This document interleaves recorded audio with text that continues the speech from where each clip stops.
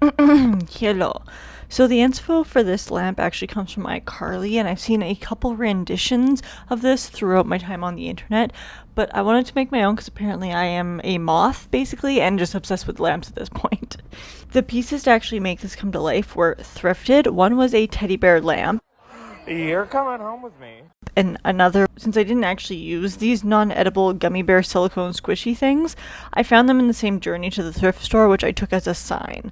Now, despite this being a bear lamp, I didn't actually want it to light up from the inside out, but rather the bear just be a cute little add-on to the base. So I needed to remove the bulb from inside. This took some work. I removed the plastic piece that gave the already existing hole structure, and that alone was a process. Tried and failed and don't want to talk about it.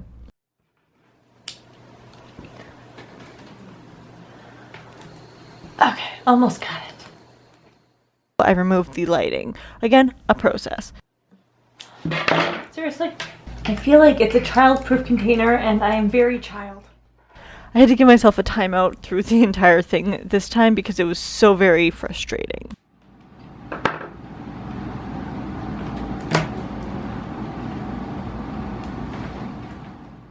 But in the end, I was successful. Yes! Success! Am I shocked that it doesn't work? Nope. And it needed a bulb change anyways. Oh! Looks like I have an idea. Little bit weird that they decided to put it so close to his butt. But that's fine. Who am I to judge? The bear is made from some sort of gelatinous material, maybe silicone beads or something, and they weren't fully connected because the light was able to shine through. So I used the resin of other projects if I had had some left over to place on the bear, either with a disposable sponge or with my hands, in hopes it would close up the spaces between the silicone beads. This took actual weeks to finish off because I was just using what was left over, but if nothing else, I am someone who tries to waste as little as possible, especially resin, because one, it's a chemical, and two, it's expensive.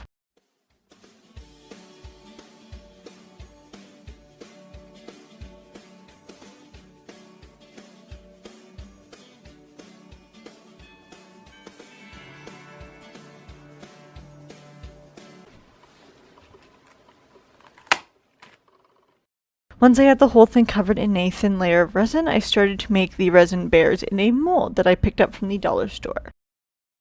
I made them in small batches as once again I was using leftover resin in various colors from various other projects.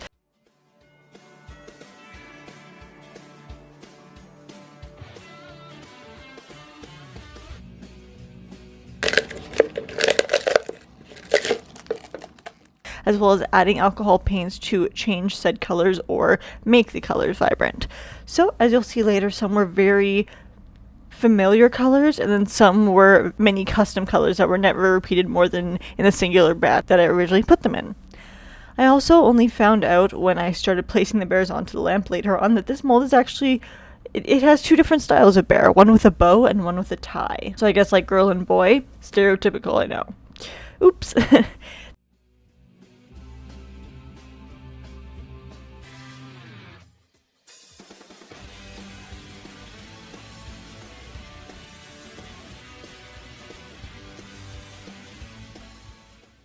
There were some casualties along the way, sadly, some with specks of different colors in them, some missing features, as this was a learning process.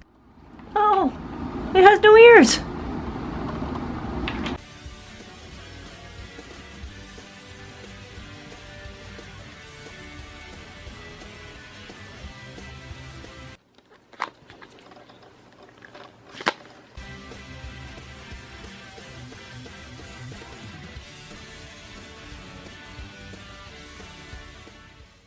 I thought that adding the resin onto the bear would fix all the holes, and it did, for the most part, but I didn't think about how the texture would look. So when I added a few sprays of spray paint, I realized I didn't like the texture showing through. That's gotta be plastic.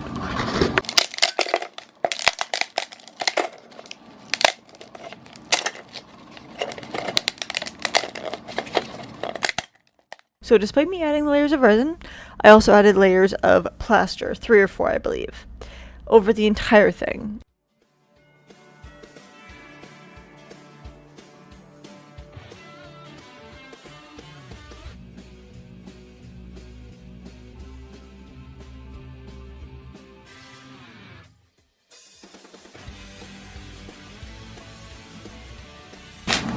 It's not too bad. Only got 2 fingers. In retrospect, I wish I hadn't added it onto the tippy top of it, like of the head, but we will get to that later on.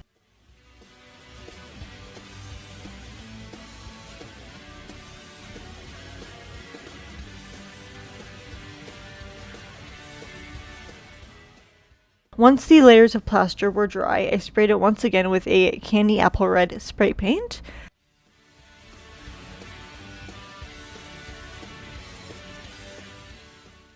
Once that was dry, I grabbed the second lamp, the base lamp, which was also thrifted.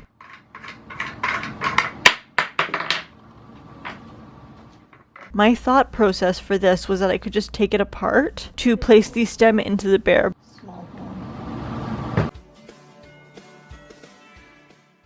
But it was decided for me that that would not be working today.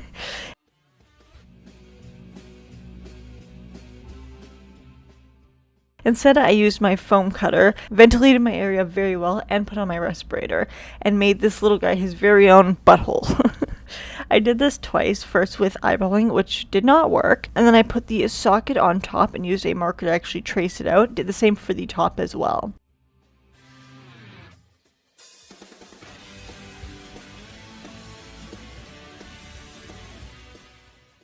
Which is when I bring up that I shouldn't have done the plaster layers on top, because I end up having to redo them anyways, but I digress. I didn't know that at the time.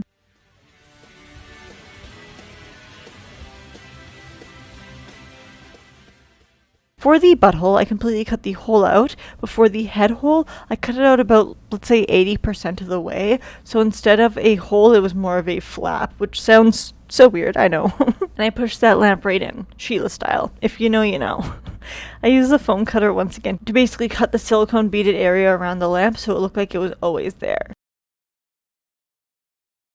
And I also took this time to take the tag off with a wet sponge. If you don't know this trick, I suggest you definitely learn it. A few moments later. If you place a wet or damp towel or sponge over top of the stickers from thrift stores, or probably honestly any stores from anywhere, for a few minutes to a few hours, you'll actually be able to simply slide off the sticker. Off of most surfaces, don't know if it works on every surface, but most surfaces. I also used the damp sponge to wipe down the base of all of its debris, and then made a small batch of plaster and added that back onto the head, blending it down a little bit so there wasn't such an obvious like, oops, I messed up line.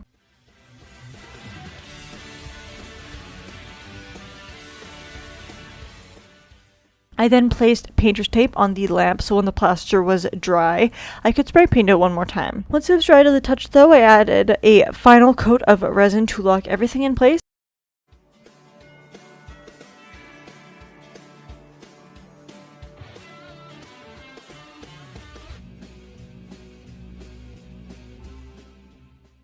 And remove the tape.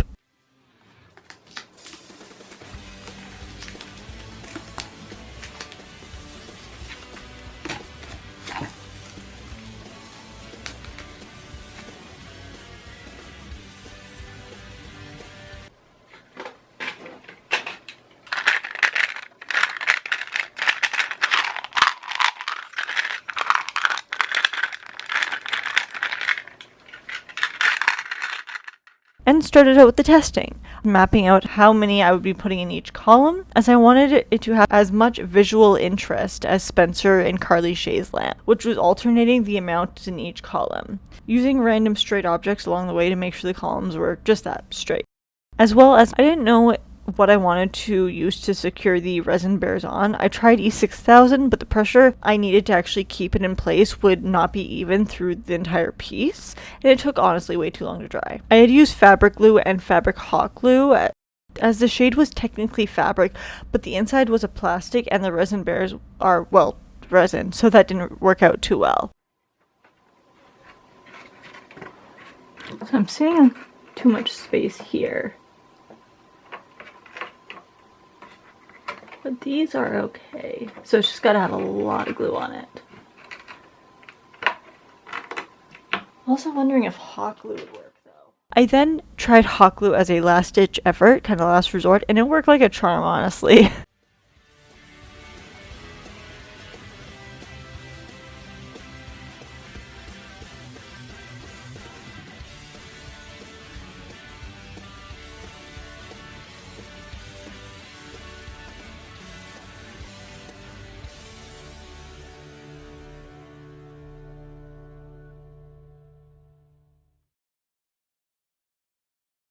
Still a little bendy, but it'll do.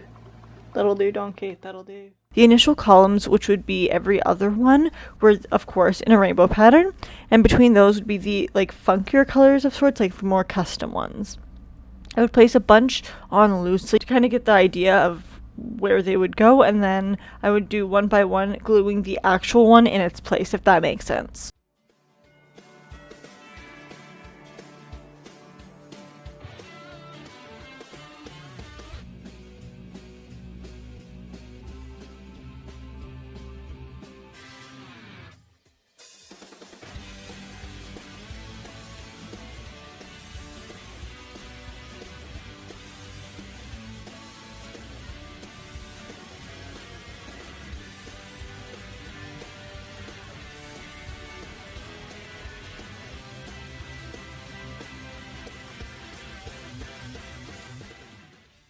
This took a bit and a couple of sessions, and there were a ton of hot glue spider webs, which I simply removed just by using a toothbrush that I specifically use only for art projects.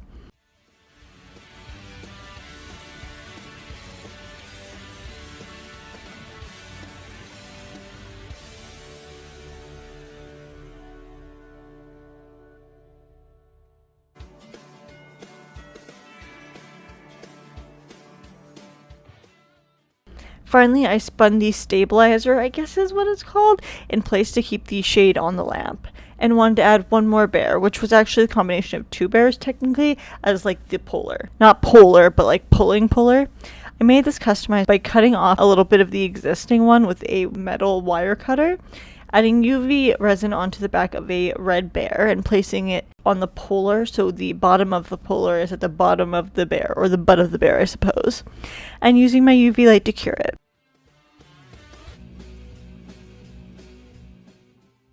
I did this twice to get a double-sided bear.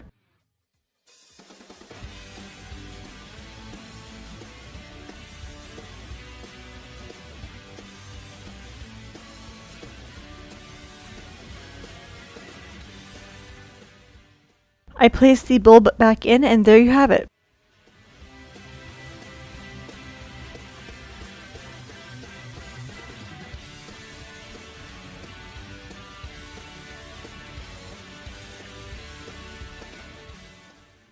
It's not a see-through gummy bear, and it does have a black shade instead of a white, but I think Spencer and Carly's shade would approve. Hey, maybe even Gibby. Who knows? But that is it for today's video. I hope you guys enjoyed. I'll see you in the next one. Bye, guys.